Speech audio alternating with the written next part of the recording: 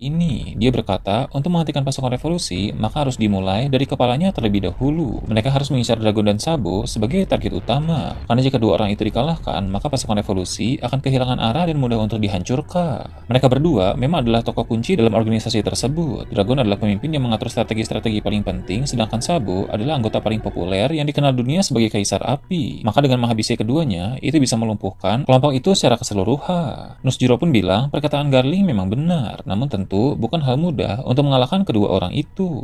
Para Grosset senior sudah mengetahui betapa mengerikannya kekuatan Dragon. Dulu saat masih di Angkatan Laut saja, Dragon pernah menjadi marinir dengan prestasi paling hebat dan ahli dalam menyelesaikan semua misi. Ditambah lagi dengan pengalaman yang banyak sebagai seorang revolusioner, Dragon tentu telah berkembang menjadi semakin kuat. Sama halnya dengan Dragon, Sabo juga sangat merepotkan. Para Gorosei termasuk Im Sama pernah mengepungnya di Mary Joyce, tapi Sabo sama sekali tidak takut. Pada saat itu, hanya serangan dari Im Sama saja yang mampu menghentikan Sabo. Nah, setelah insiden di Mary Joyce itu, tentu Sabo juga akan semakin kuat dan menjadi semakin merepotkan lagi.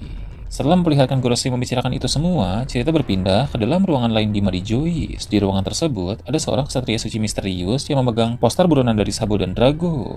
Sama seperti pemikiran dari Garling, sang ksatria suci ini juga berpendapat untuk menargetkan Sabo dan Dragon demi meruntuhkan pasukan revolusi. Di poster buronan itu, terlihat Sabo telah memiliki bounty yang baru. Diperlihatkan bahwa bounty Sabo bernilai 3 miliar berry, setara dengan bounty Luffy. Ini menegaskan bahwa gelar Kaisar Api yang dimiliki oleh Sabo, reputasinya setara dengan gelar Kaisar Laut atau Yonko.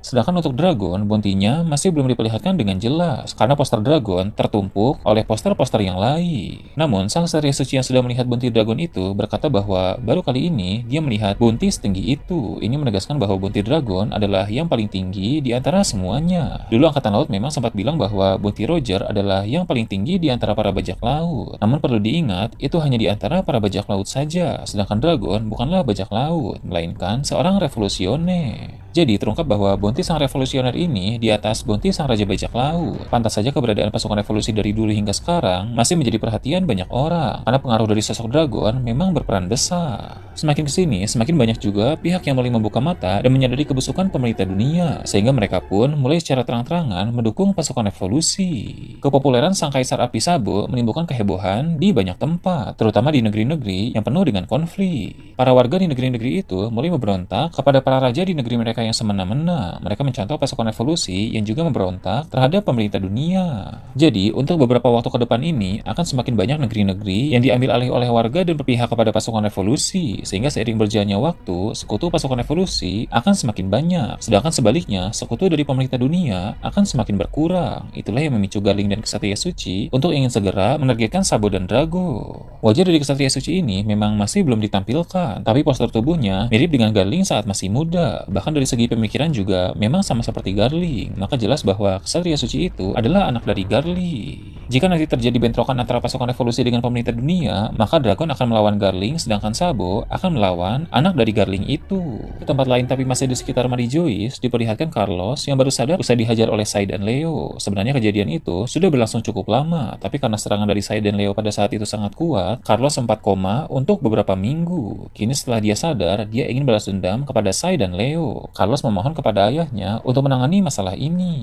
Sebagai seorang Tenryubito, sebenarnya memang bisa saja menggerakkan admiral demi keperluan mereka pribadi, karena memang posisi admiral bisa mendapat perintah langsung dari Tenryubito. Contoh saat dulu di Pulau Sabaudi ketika Luffy memukul wajah Carlos, Admiral Kizaru langsung dikirim ke sana. Jadi kali ini untuk memburu Sai dan Leo yang telah menghajar Carlos di Mary Joyce pun sangat diperbolehkan menyuruh seorang admiral. Awalnya, Roswell yang merupakan ayah Carlos menghubungi markas Angkatan Laut untuk meminta admiral memburu Sai dan Leo, tapi rupanya hal itu tidak diizinkan oleh Akainu, karena saat ini para admiral sedang sangat sibuk dengan berbagai misi lain. Seperti yang kita tahu, keadaan dunia telah semakin kacau belakangan ini karena ada banyak masalah yang terjadi di mana-mana. Akainu bilang tidak ada waktu bagi para admiral untuk membantu tindakan balas dendam bocah ingusan seperti Carlos. Roswell sempat marah karena Akainu bilang begitu. Ini pertama kalinya seorang fleet admiral mengabaikan perintah dari Tenryubito. Namun Akainu tidak peduli dan langsung menutup Denden Mushi. Masih ada hal lain yang lebih penting yang harus dilakukan oleh para admiral sekarang ini.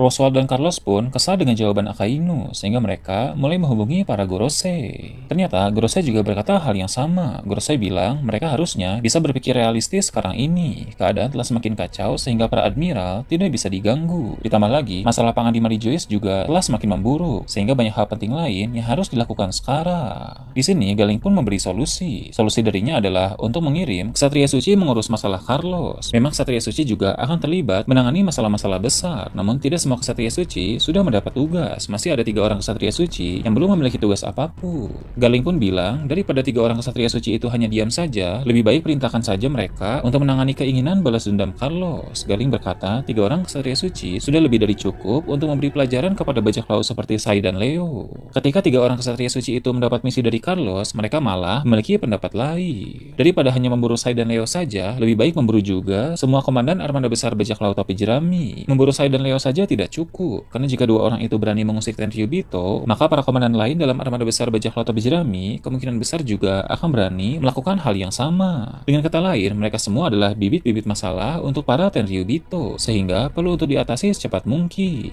Sebenarnya di dunia ini banyak sekali bajak laut yang sering membuat masalah, namun hanya sedikit dari mereka yang berani secara terang-terangan menyerang Tenryubito, apalagi menyerang langsung di Marie-Joyce. Maka Sai, Leo, dan seluruh komandan armada besar bajak laut topi jerami adalah masalah serius. Jadi setelah ini akan ada 3 orang Ksatria Suci yang mulai memburu komandan armada besar bajak laut topi jerami satu persatu. Mulai dari Cavendish ke markas angkatan laut yang tak jauh dari Marie-Joyce diperlihatkan ruangan Akainu. Ternyata ketika tadi Akainu marah kepada Roswell melalui Denden Mushi, di ruangan itu juga ada Kizaru dan Kurouma. Mereka berdua kaget karena Akainu berani menolak perintah dan bahkan membentak Tenryubito. Akainu pun bilang kepada Kurouma, apakah perintah yang diberikan kepada pasukan intel sudah dijalankan? Kurouma pun menjawab sudah. Dia lalu melaporkan tentang semua pergerakan yang dipantau oleh intel angkatan laut. Pertama, pergerakan dari semua Yonko, kedua, perkembangan dari aksi pasukan revolusi, dan ketiga, memantau jika ada pergerakan dari kapal hitam misterius. Kurouma bilang bahwa ada intel angkatan laut yang berhasil menemukan pergerakan dari kapal hitam yang membawa rod poneglyph. Akainu yang mendengar itu pun bilang kepada Kizaru bahwa orang itu sudah mulai bergerak. Kizaru pun menanggapi dengan berkata, orang itu sekarang ini disebut sebagai pria dengan bekas luka bakar yang dikenal memakai kapal hitam dan juga membawa rod poneglyph. Jadi rupanya sudah sejak lama Akainu dan Kizaru tahu siapa pria dengan bekas luka bakar itu. Meskipun Akainu dan Kizaru tidak mengincar One Piece dan juga tidak membutuhkan rod poneglyph terakhir, tapi mereka berdua selalu mewaspadai pria dengan bekas luka bakar. Kurouma yang merupakan Vice Admiral baru pun terlihat kebingungan dan bertanya-tanya siapa sebenarnya orang yang mereka maksud.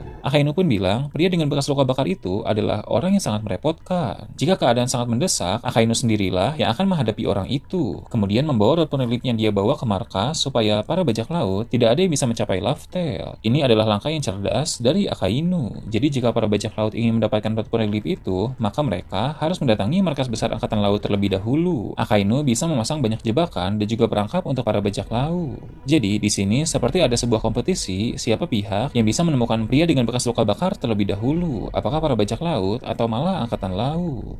Terakhir, berpindah ke tempat berbeda di lautan, diperlihatkan kapal milik bajak laut Fire Tank. Di sana juga ada Lola, karena seperti yang kita tahu dari kisah cover story, dia telah menikah dengan Gotti, salah satu kru dari Kapon Gang BG. BG pun menjelaskan tempat-tempat mana saja yang akan mereka kunjungi ke depan nanti, dan salah satunya ternyata adalah Pulau Elba. Namun, Sifon yang merupakan kembaran Lola bisa merasakan bahwa Lola sedang ketakutan. Dia bisa mengerti alasan ketakutan kembarannya itu, karena Pulau Elbaf tadi yang dibahas oleh BG adalah tempat tinggal Pangeran Loki. Lola masih trauma karena dulu dia pernah dilamar oleh Loki, sehingga dia takut jika harus menginjakan kaki di Pulau Elbaf lagi. Sifon pun meminta BG untuk menghapus Elbaf dari tujuan selanjutnya, dan berhubung BG sangat menyayangi Sifon yang merupakan istrinya, maka dia pun setuju dengan menghapus Elbaf dari daftar tujuan. BG bilang kepada yang lain bahwa masih ada pulau indah lain